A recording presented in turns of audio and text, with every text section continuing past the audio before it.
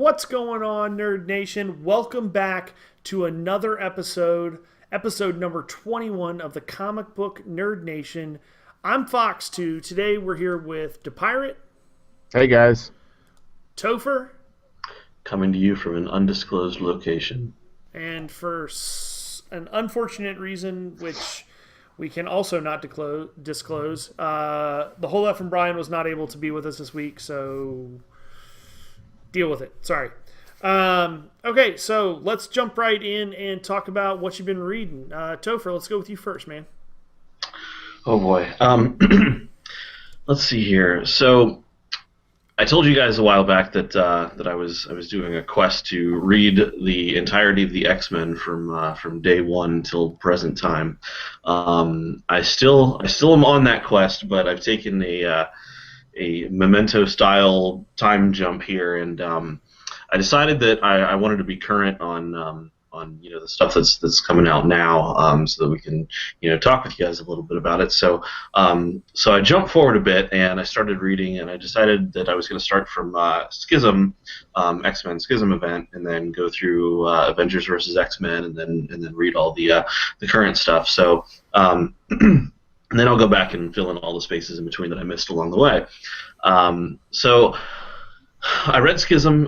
Schism was pretty decent. Basically, the premise is that the X-Men are sort of dividing their focus. They're splitting up. They were all in Utopia over their own little private island off the coast of San Francisco, and the big story is Wolverine and Cyclops, the two most prominent X-Men, have a difference of opinion, about a certain ideal, as in terms of how mutants should present themselves to the world and go forward, and and it leads to them getting in a big fight, and they split up and they go their separate ways, and that's where we get Wolverine and the X-Men. He moves back to Westchester, New York, and restarts the school, and it's been that way ever since. So the story itself was pretty good. I'm still not sure how I feel about the way they chose to break them up, though. You've got it comes down to a difference in opinion of whether young mutants should be a part of the adult mutant culture, and that should they be participants in humanity's war against mutants, or should they be sheltered from that and just try and be kids for a while? And and interestingly enough, Wolverine takes the approach of no, I think they should just be kids. Like they should be sheltered from this. They shouldn't have to do the bad stuff, the evil stuff, the hard decisions. Like that. They shouldn't be exposed to that sort of stuff. Whereas Cyclops basically says, they're going to be exposed to it anyway. They should be prepared. It doesn't matter whether they want to get involved. Eventually, someone's going to come knocking on their door and try and kill them, and they need to be prepared. Wow. So you're saying Wolverine was the nurturing person and Cyclops was the asshole? Yeah. Wow, that's a role reversal. Well, I mean, Cyclops has always been kind of a gruff stick in the mud. So I mean, well, if you look at Wolverine's history, though, he's always there's always been a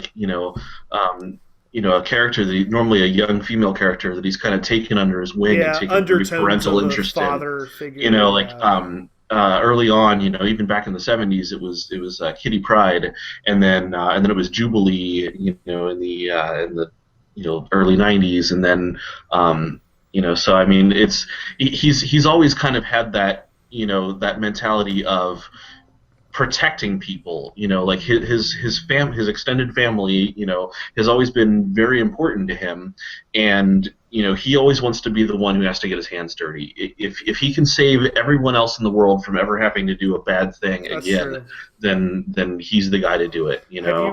Have you read any of the Avengers? You mentioned Avengers versus X-Men. Have you read any of that stuff yet? AVX? I haven't. I'm just about to, actually. I'm now on AVX number 0, so Do you have I'm it just about already? to start that. I do. I have the trade paperback, yeah. Oh, okay, I was gonna say I have all the I have first prints of all of them. The lead in to it, there were a couple lead in series, but one in particular, there was one called Avengers: The Children's Crusade, which basically dealt with the young Avengers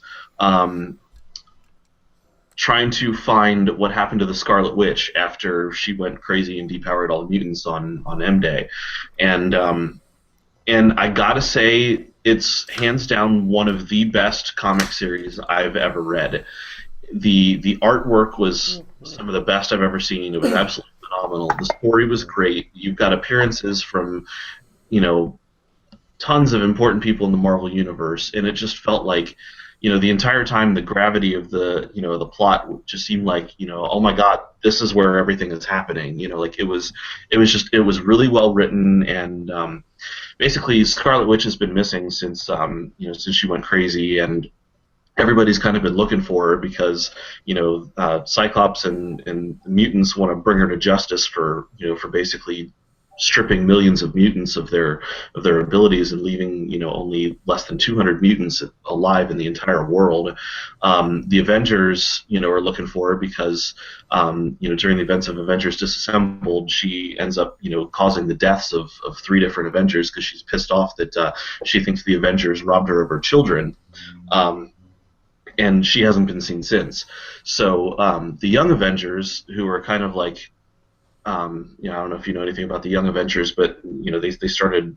I guess they've been around in comics for about 10 years now. But it's kind of like characters who all have ties to another character who's on the Avengers, and they all have like similar abilities. Like there's Patriot, who was Isaiah Bradley's grandson, who was the original Captain America, and so he's kind of like Captain America surrogate. And then there's the second Hawkeye, Kate Bishop.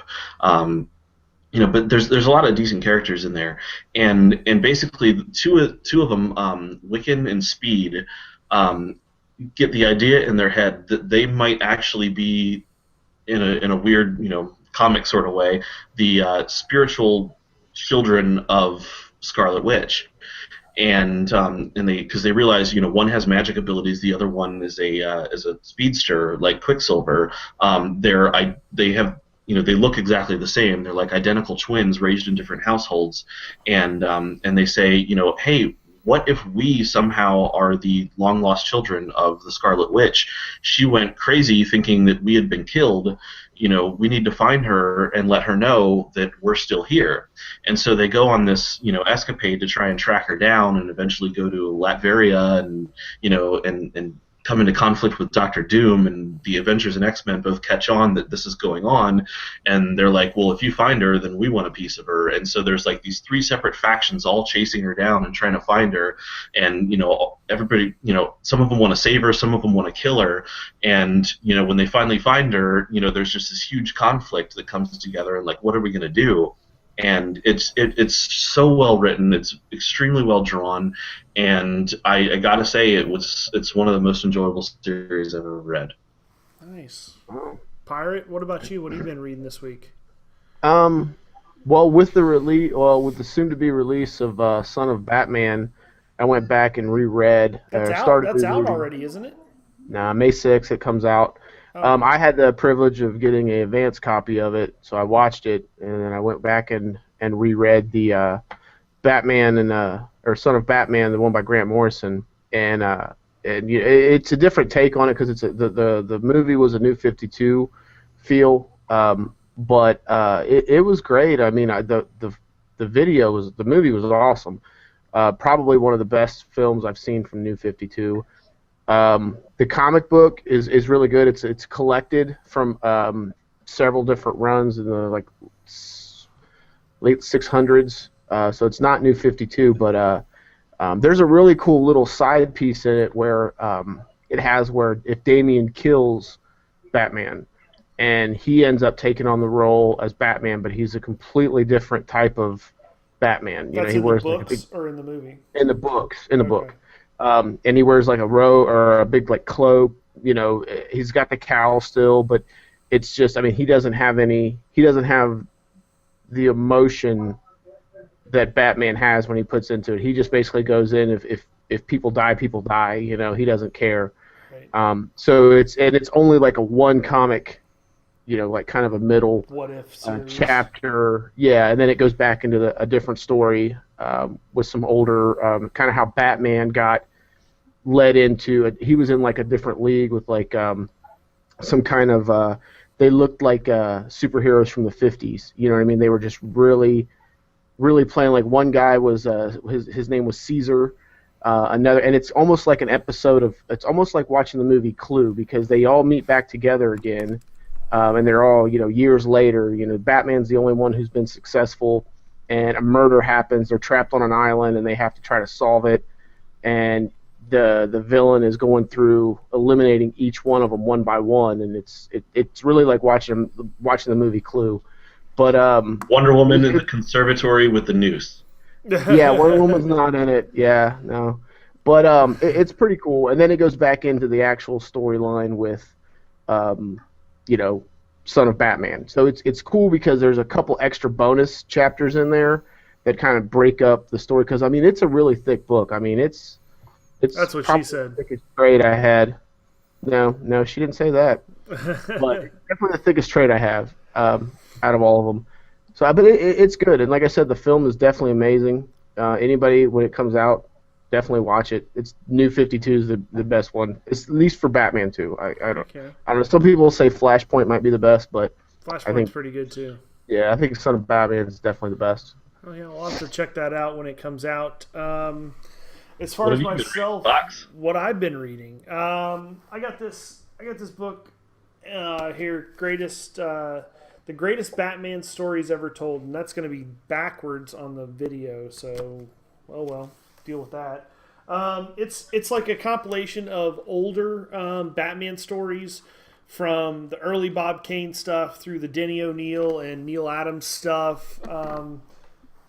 It's really good. It's some of the really old stuff is difficult to read because it's in some cases actually like it rhymes. Actually, I'm just gonna pull a quick excerpt here that I was. A quote. Yeah, here's a quote for you.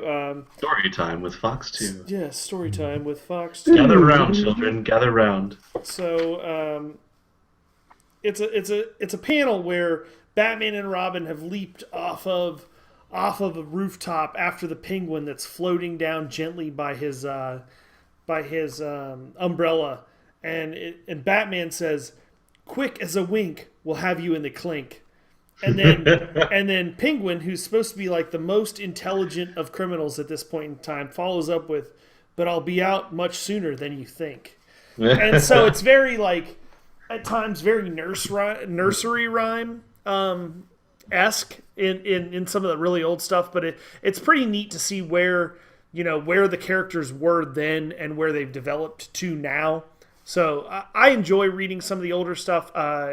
I couldn't read only that all of the time because I really enjoyed the artwork, which is far more advanced now with the shading, the shadows, the color depth, the depth perception, and just the general backgrounds and textures of the artwork now.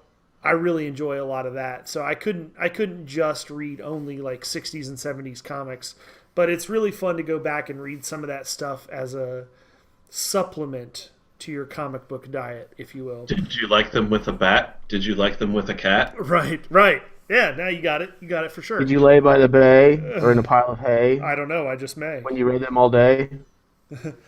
So... the other new mission. Everything we say the rest of this podcast has to rhyme with the person before it. No, that's a terrible idea. Xylophone. No, I'm just kidding. No. Get off my phone. Yeah. So the other things I've been reading, Batman Eternal. The second issue came out. It's a weekly series. That's going to run 52 straight issues for 52 weeks. Yeah, I think it's 52. But you know how it goes. It may end up being like, who knows until whatever. It's done. But I'm hooked. I was, along with everyone else, I was excited with slight skepticism. But it was, the first one was good enough to really kind of get me interested. It left with a cliffhanger involving Jim Gordon. I don't want to give away the whole story per se, as it's still pretty new.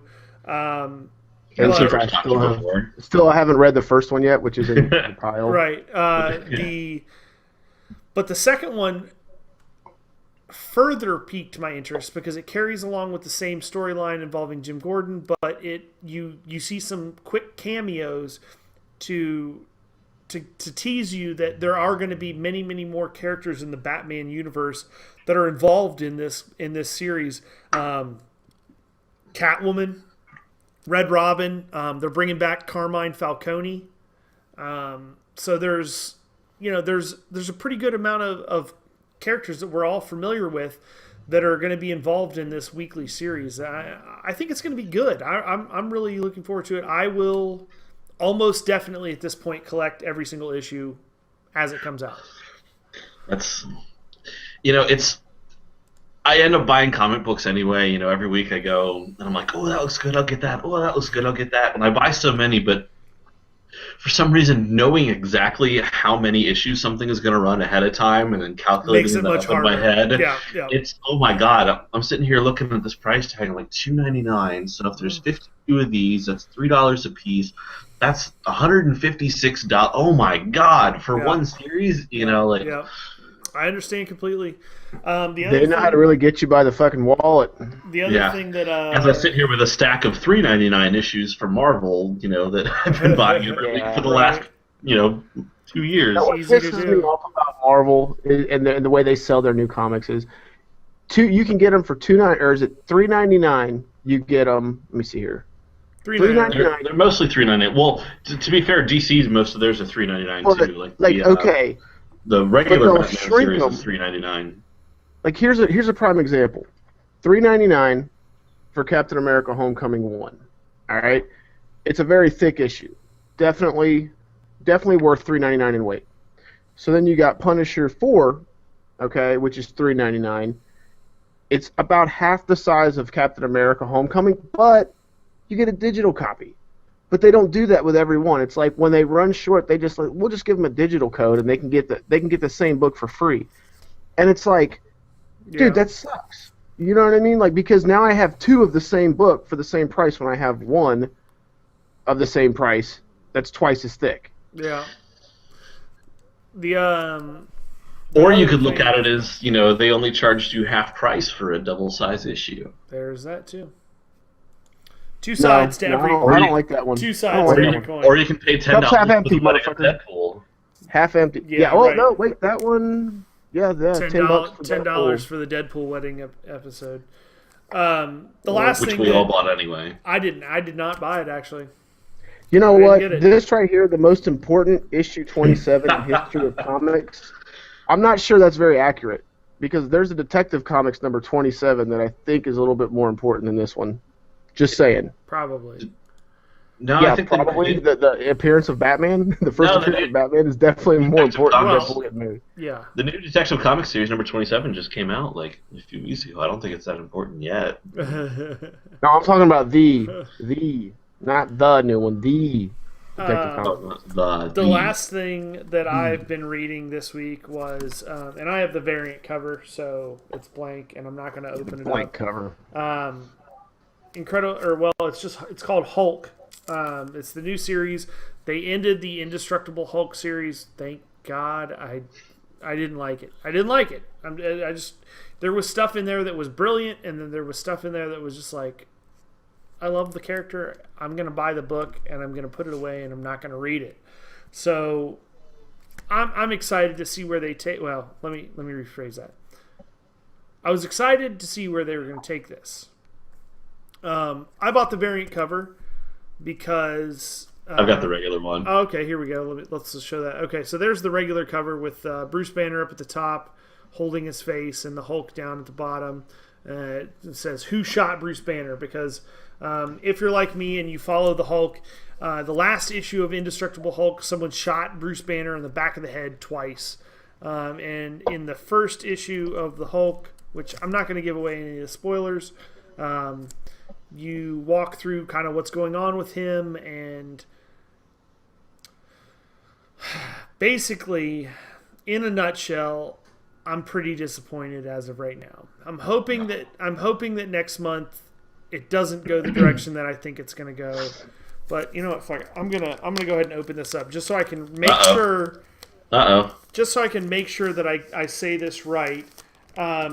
It's now worth half as much because you opened it. Yeah, right. Exactly. But it's got a digital copy, Well, so no, it's good. I want to get. I bought the blank cover because I want to talk to Comic Book Nerd Nation friend Sean Forney that was on an episode and will be back on another. He's agreed to do multiple episodes. I want to get him to do a sketch cover for me on this one because I thought it would be really cool. Just because we've met him several times, I thought it would be pretty neat. But anyway, At Gem City Comic Con, I totally should have bought one of the sketch covers for Ninja Turtles, and I should have gotten to do my Skeletor versus Shredder on there. yeah. He'll be at several other cons that we'll be at this year, so you'll have another chance at that. And he said I actually contacted him to ask him if he was really going to do that, and he said that he might actually do it. So as like a print. Yes. So Nice. So the last page of this book, you've got basically Hulk. Bruce Banner was shot in the head. They anesthetized him, and they were doing brain surgery on him. And they found out that they were going to implant something in his brain to control the Hulk, to use him as a weapon, to control when he hulks out, when he turns back into Bruce Banner. So they were operating him on him, and the anesthesiologist figured out that this is what they wanted to do and pulled the plug on the anesthesia drug, whatever it is that they had him sedated with. And so he immediately hulked out, fucked up the room, and just bounced out of there. Okay? And he's found miles away as Bruce Banner now with part of his skull missing, and he's basically like super, like brain damaged. Like not intelligent, not one of the, as smart people, smartest people in the world. And if you're Has familiar, he hulked back yet since then? No. The last okay. panel. No, that's apparently on the last page. Yeah, the last panel. I knew Doug was about to spoil it for me, so I went ahead and read the last page because I haven't read it yet, and I was like, "Oh my god!" Yeah, so the last panel, you've got basically a Bruce Banner with no hair, with a big patch on the back of his head, standing in front of a whiteboard, trying to scribble the ABCs, like struggling, trying to scribble the ABCs, which for one of the most renowned scientists in the world is pretty shocking. And if you're familiar with Marvel Comics, typically on the last page in the bottom right corner, they say next, the title of the next book. And in this particular one, they say Zombie Nation. What is with I fucking zombies? swear, Everybody... if they try to make the Hulk a zombie, I am out. I'm done. Like, I have a fairly, you can ask Pirate, I have a fairly extensive Hulk collection. It's pretty impressive. Dating back to this 1962 Hulk. I have probably 80+% of all of the Hulks made. He hasn't even taken off that shirt and washed it since we started this podcast. I wear this shirt on 20 everything. episodes ago. I wear this shirt every day. If I'm wearing a different shirt, I'm just wearing this shirt underneath. That's what's up. So,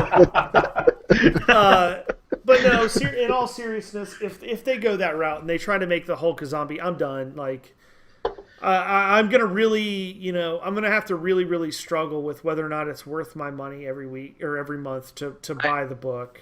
You know what though? Here's the thing. You're going to do it because you already said you have 80% of every Hulk. I know. The ones you're missing That's the are just the unfortunate high part dollar about it. ones. You know what I mean? Like it's like that's the problem. Like with how they get you with a character, man. Fucking. That's how they get you. It don't matter what they do. It don't matter what they do with the character Because you'll be watching to see when he comes back eventually because they're gonna restore him. See, There's here's the that thing though, quiver like of hope that your character will always return to the way you like it.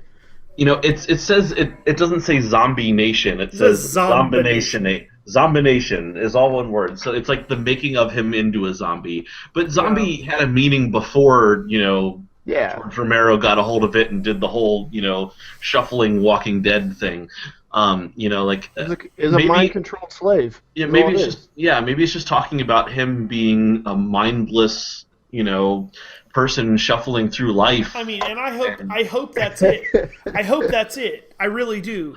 I'm trying to give you a thread of hope to hold on to. And I appreciate it. And I'm gonna grab a hold of that lifesaver, and I'm gonna grab that tow line, and I'll take it to next month's issue, and I'll give it a shot. But it's just, I don't know. It's the Hulk is not that popular of a character anyway, and I would just, man, I would hate to see him. I would hate to see him go down that road with it. I've got to disagree. Well, I mean, I don't know comic. I don't either, but I okay, no, that's not true because I own this one right here. I have a few, but I mean, like, I don't really collect it. But I feel like after his appearance in the Avengers, like, that helped. That was awesome in the Avengers. Yeah, that helped a lot. Just the whole like punching Thor thing, and then the puny god beating that's awesome. Loki on the floor back and forth. Like people are like, oh my god, we want more Hulk. Right. Like the line from the Avengers, we have a Hulk. It's like everybody, I want a Hulk. So like I feel like they're not gonna with the Hulk. Go ahead, Chris. I was just gonna say I feel like they're not gonna screw with him too much. I hope not, or at least not permanently. I've always been more of a visual fan of the Hulk, like with dating back to Lou Ferrigno, the TV series as a kid, that was awesome. Even the one that with Eric Bana, I love a manly set of pecs. Is that what you're saying? Yeah, you know what I mean. But no, like it was cool because seeing the Hulk, but once you actually watched the movie and you were just like, this isn't really what I thought it was going to be. Yeah. It kind of sucked because it was a manipulation of story. Then Edward Norton's version, I liked the Edward Norton. I did too. I did. And it was in the Marvel Cinematic Universe. It's setting up that Avengers. Oh yeah, that was like that was the first right one, after wasn't Iron it? Man.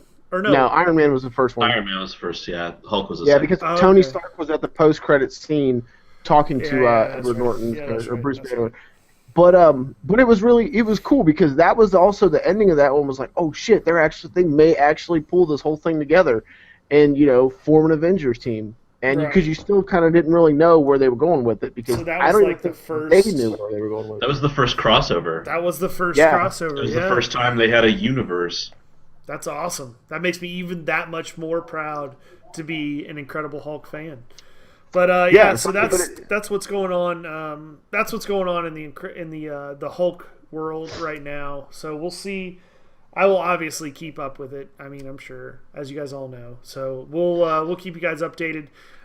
Let's jump over to news, and the first bit of news that I want to cover today is a colossal fail, in my opinion, by DC Comics. That's right, if you're listening to this by some random happenstance, you fucking suck, and you ruined this.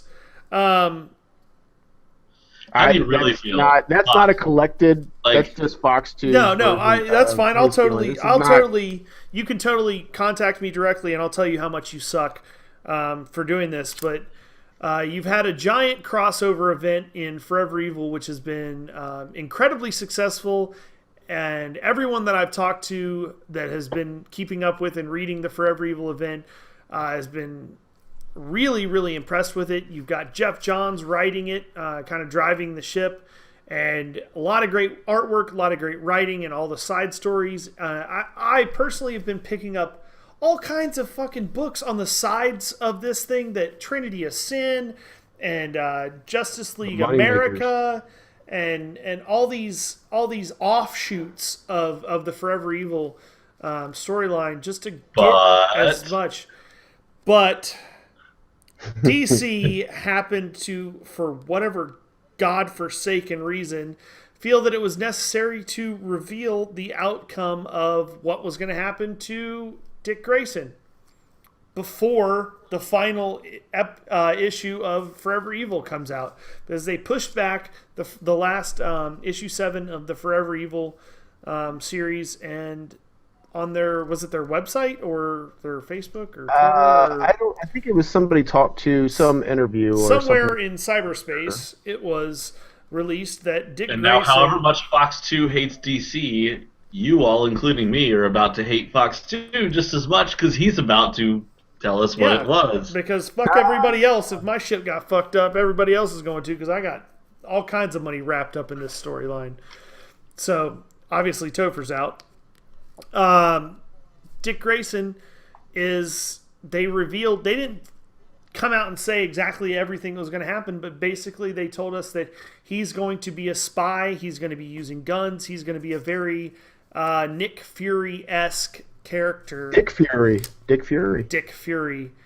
That sounds like a fucking STD. That's a porn star name, dude. Dick Fury in the pounding of the pussy. I don't like this move. I mean, I get it that they had to drum up interest in that new series of comics before it became available for sale to the comic book stores, so that the comic book stores would purchase the books to have it on the shelves. I get that. You gotta drum it up. If you're gonna push back Forever Evil, that affects how Dick Grayson is gonna, where his character is gonna go. Push back the launch of that series. If it's that easy to push back one, push back the other one. Fuck it. I mean, you've got so many people. But what if they completely change what they had in store for it? What if this is just kind of like a snippet? No way. What you was expecting the end of it to be is just not going to happen. Have you been reading the Forever Evil? Yeah. I haven't read all the side shoots. No, I did not. Have you read the most? I own some, but I haven't read them. Have you read the most frequent or the most? Yeah, the Murder Machine. Okay, so Yeah. I mean, basically at the end of that, you pretty much know Dick Grayson's Lex not Luthor dead. saves him, but kind of slows his heart rate down, kills him. You pretty much know that he's not dead, so he's going to be traumatized. He's ousted as far as his secret identity, but you don't know what is going to come of him. And we had some theories that he might become like an Oracle-ish type figure. We had some different theories. It was vague enough that you were really hooked. You were invested in the series. You were hooked. Damn, I can't wait till the next one comes out. And then we were all disappointed. Like, they pushed it back. Like, shit, they pushed it back. And then out of nowhere, they're just like, oh, yeah, hey, by the way, we got this new series for Dick Grayson coming out, and he's going to be this. Like, well, look how far off this is. Right there, buddy. Think about it. Right there, DC. He's, right now, in continuity, he is basically like a vegetable for the most part. He was left off laying there with no heartbeat. Batman and Lex Luthor's fighting. Okay. Yeah, but that'll totally change between the pages of the next one. Now we're hearing he's a spy. You know what I mean? He's hanging. It shows him in like a Mission Impossible getup. How I'm very curious. No matter what happens, I want to know how he becomes from laying there almost dead to be hanging upside down and like looking like Tom Cruise from Mission Impossible. Oh, I mean, I'll tell you right now. That journey, that A to B, that's going to be interesting. That happens. I'll lay it down for you right now. What's going to happen is they're going to save him. They're going to save him. He's going to heal. Once he heals, he's going to realize that he's already been ousted, so there's no point in wearing a mask. Well, if there's no point in wearing a mask, what's the next best way? Covert operations. But who's he going to work for? Argus? Probably. That'd be my guess. He's not. He's almost definitely. I mean. Yeah. You've been reading the side sheets. What's Argus doing right now? Like what? Where do they leave off at? Argus is coming together with Justice League America, I believe, and Justice League. I can't remember the last one that I read. I'd have to pull it out of the box. But yeah, they're all coming together, and it's coming to fruition to where. Cyborg and the lead Argus guy, I can't remember his name right now for some reason. Killer Frost, the Metallos, the metal. God, I'm terrible at remembering names. The metal people, they're like the droids that are made of pure metal, like silver, gold. There's silver, platinum, gold, iron, lead. I can't remember the name. They have a name for their group, but I can't remember. But they've all basically committed. They just defeated Grid and trapped Grid within Cyborg's old cybernetic body that he got that he had stole from Cyborg at the beginning of the Forever Evil series, and now they're getting ready to take Wonder Woman's Lasso of Truth and use that combined with Martian Manhunter to break into the fire, to break into the You're horrible at this game. I know, dude. You're trying to it's hard because there's I All said, right, I no longer want to put you on the spot because that's killing I know, me. right? No, seriously, though, Miserable. it's because there's so many different threads that are all kind of coming together right now, and that's why I'm really disappointed. Is because it's one of those things where it gets to the end, and when you're reading in the middle, it's there's all this shit, and it's kind of unrelated. It's why the fuck? Why do I care about this? And whatever, I'll stick with it. And you keep reading, and it keeps getting closer and closer and closer and closer. And now it's at the very all that's left is, I think there's a Justice League United 0, which is going to probably be the start of a new series post Forever Evil, and that's supposed to, I believe, come out before Forever Evil 7 and then Forever Evil 7. So there's 2 issues left, and everything is completely meshed together, and all these characters that have had these far out storylines, everything kind of culminated and twisted into Firestorm, the Firestorm Matrix. That's what I was trying to get at. So Justice League is trapped in the Firestorm Matrix, and they're going to use Wonder Woman's Lasso of Truth to use a mental connection between the lead guy in Argus and Diana, Wonder Woman, because they have a connection from when they were dating previous to this storyline, and they're going to use that to somehow break into the Firestorm Matrix and release the Justice League.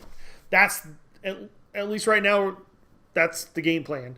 But it's just it's really unfortunate because they had such an intricate and beautiful, pattern woven with all these different storylines kind of intricately interweaving with each other, and then it was getting close and getting close and getting close, and it was as soon as they all kind of touched to where it was damn, next issue is going to be epic because all of them are going to completely merge together, they fucking tell you the ending. And it's man, come on. I mean they did. I'm still going to read it, but it's you don't know really what's going on with the crime syndicate and all that, so. I mean, I don't know. It's just a disappointment. Be shut up, take my money. Yeah, you know what I mean? Right.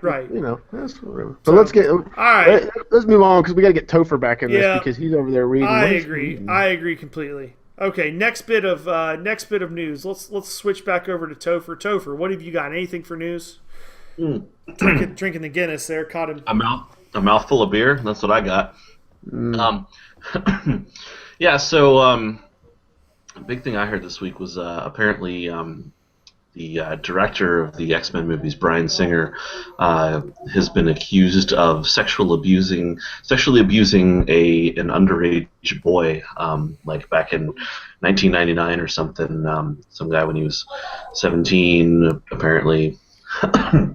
So he's responded and said it's all bullshit. So I mean, who knows what the whole story is? He canceled his WonderCon schedule. Well, having to be in court normally, I've heard that if you're supposed to be in court and you don't show up, then they can actually come and drag you out of bed and arrest you in your own front driveway. Yeah. I'm gonna. I have heard that. I'm going to segue here, partially because I have to run to the bathroom because I drank a couple beers and I gotta piss. But I'm going to segue into Topher telling us a story about a guy that has a lawnmower that doesn't work and a dickhead neighbor, and that ends in someone getting arrested in their bedroom. Allegedly. Take it from here, Topher. Let's not go on record. Detail. Let's just go ahead and hit the high notes of this one. I think detail would ruin the story. Let's just say I know a guy who I know him very well, who one time, because his lawnmower was broken, couldn't cut his grass for a couple weeks, and then his nosy-ass neighbor decided that she was going to report him for property maintenance violations, and he ended up having to go to court and say, hey, my grass has been cut since then, I don't know what the big deal is, and a visiting judge who was there temporarily while the main one was on vacation may have told him that, okay, well then you don't have to worry about it anymore, and told him to go back home. And then a month later, he might have gotten drug out of bed by a couple of cops who arrested him for failure to appear in court for the continuance date that they set up without him knowing. So that I don't mean to laugh at this guy's misery, but that guy had it bad that day. That guy was super fucking pissed, and that guy had to deal with years after that of that same court, that same inept court who couldn't keep track of who they told to come back and who they didn't, then actually losing the receipts and the record of court costs that had been paid. Excuse me. And then actually issuing another warrant for this person's arrest for failure to pay court fees 2 years later when they went to get their driver's license and found that it had been suspended and a warrant had been issued for their arrest. And then they might have had to go back and go through and dig up all their records and give them a receipt, take it to the court, and then the court might have looked at it and said, well, this doesn't mean anything because we don't have a record of it. And it's like, that's what a fucking receipt means, assholes. Wow. Not that I have a personal stake in this situation or anything, but I mean, I See, bet I know that guy would have been really pissed right now. I know a guy that only has been arrested for fighting and random acts of, you know what I mean, roughnecking, but never have I met a guy who's been arrested for not cutting his grass. Cutting his grass. So to suit his nosy ass fucking neighbors. But anyway. What? So we've got. But that's not what we were talking about. We were talking about Bryan Singer getting accused of sexual Yeah, we abuse. got Dick Grayson and we got a pedophile. So I have a theory on this. All right. My theory is that the X-Men Days of Future Past movie, as good as it looks, the previews look awesome, the trailers, the commercials they've done for it, all the lead-in, it looks awesome. But my theory is that the movie actually sucks. Turns out, maybe not the movie sucks, but the movie... No, needs help. I'm revising my theory. Here you go. Here's a new theory. Bryan Singer sucks. No. The movie is so good. The movie is so good that tons of people turn out in droves to see it. And unfortunately, sadly, tragically, it becomes the next next Batman movie release, where you have some crazed gunmen who decide to go into movie theaters and shoot up crowds full of X-Men moviegoers. So Bryan Singer, finding this out later on, decides that he wants to save all these people, all these comic book fans, from extinction at the hands of these crazed gunmen in movie theaters. So he molests them? No, so he sends himself back in time and creates a scandal about him, sexually abusing an underage boy, so that it will generate bad press for the movie, and it will scare people away from going to the movie. And so really, he's good guy Brian, and he's actually gone back in time and saved all these people from going to these movie theaters where they would be mowed down by crazed gunmen. I'm going to offer the counterpoint Pedophiles here. of the Future's Past. I'm going to offer the counterpoint here. I'm going to say that this is, I don't know if it's a publicity stunt or what, but it seems conveniently timed to drum up press around the name of the movie, in the fact that either one of two things: either the movie was so bad that so any press is good press, so get the name out there, and hopefully motherfuckers will get in the theaters and pay $20 a ticket to see this shit, or the movie was so bad that some negative press is a reason to blame it on something else for the movie. Or it has nothing to do with the quality of the movie, and someone is like, oh my god, this Bryan Singer dude's famous now, and there's all this kind of press around this giant, huge, awesome movie he's made. I want to cash in on it, and I want to know. Oh, we got Pirates. Doug's back to his Pirate, you got the Transformers. Darth Vader voiced, awful voice. Yeah, here's that box. All right, and we're back. Sorry for the audio technical difficulties. We got it figured out. For the Pirate's horrible, awful robot voice. Yeah, he does sound like a Decepticon. He's been taken over by the techno-organic virus. Yeah. Megatron just, fucking him in the butthole. That's what it's in. Anyway, so we just wanted to quickly, before the episode wraps up here, if you're with us to this point, you're obviously a true fan, and we really appreciate your support. So we wanted to kind of give you an update on our Comic-Con or comic book convention or expo schedule for the rest of the year.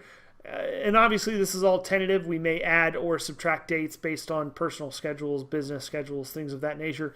But we do have coming up in June, correct me if I'm wrong, the Derby City Comic Book Convention in Louisville, Kentucky, which is closely affiliated with comicrelated.com, which is a website that we are syndicated with and featured on weekly. So make sure you check them out, comicrelated.com. We will be making an appearance at Gen Con. When is Gen Con? Topher, you're going to be out there at Gen Con. It's in Middle of August, I believe it's the 13th through 17th. Okay, so mid-August we'll be at Gen Con. Topher will be at Gen Con in Indianapolis, Indiana. We'll try and bring you some footage or some kind of coverage from that event. But if you see Topher out there, make sure you say hey and that you're a fan of the Comic Book Nerd Nation. Cincinnati Comic Con Expo is the week before in Northern Kentucky, and then following is the Cincinnati Comic Expo. Is that correct, guys? Yes. In Something Cincinnati. like Pretty likely that we will be at both of those. And then finally in September, I believe it is, on comicrelated.com you can get more info, but Derby City Comic Book Convention has announced a half-year, I believe, actually it's definitely in September because it's right before Black Friday, I believe is what he had told me. Black Friday is in November. Black Friday is definitely in November. Okay, It's I am the day definitely after wrong. Thanksgiving. Because that's Thanksgiving. And, I am definitely wrong. But yeah, it's right before the holidays. Sometime right before the holidays. We'll get you the information on that, but we will definitely be at that one as well. Definitely with quotations, because that's still kind of up in the air. So Regardless, I'm sure we'll have. yeah, and I'm then sure New we'll York. have coverage there. But we do appreciate your support, and stay tuned for additional episodes coming soon every Wednesday, 12 p.m. Eastern Standard Time. New Comic Book Day, Comic Book Nerd Nation. Make sure you get your ass over to comicbooknerdnation.com. Check out the forums. The website is going to be up soon. We're going to have plenty of good news, written interviews, arts, just art in general. No, pages pages featuring artists of different mediums, paints, And their arts. pencils, and their arts, if you will. We're artsy people. So make sure you get over there, bookmark the page, because we said to, goddammit. Sue. Screw all of you. You know what? We're done. That's it. All right. I'm signing out. This is Fox 2. That's the pirate. I'll see Sue. That's Topher. I'm surprised he even said his own name right at this point. See you, damn assholes.